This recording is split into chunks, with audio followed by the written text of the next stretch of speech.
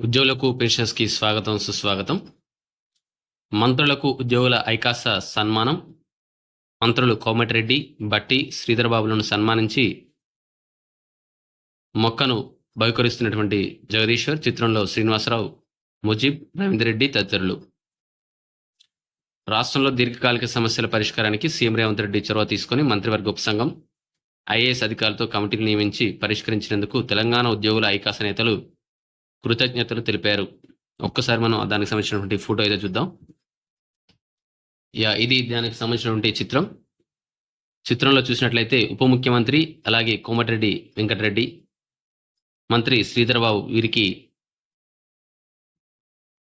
టీజీజేసీ chairman and secretary వీరిద్దరూ, జగదీశ్వర్ గారు అలాగే ఏలూరి శ్రీనివాసరావు గారు, ఒక మొక్కను బహుకరించి ఉద్యోగుల సమస్యలన్నీ అంటే దాదాపుగా నెరవేర్చారంట.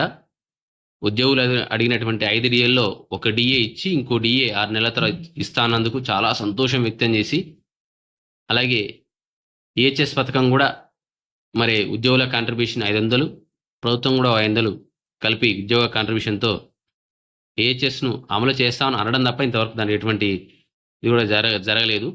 అందుకోసం వీరందరూ చాలా సంతోషం వ్యక్తం చేసి మంత్రి గారికి ధన్యవాదాలు తెలుపుతూ ఒక మొక్కను బహుకరించడం జరిగింది.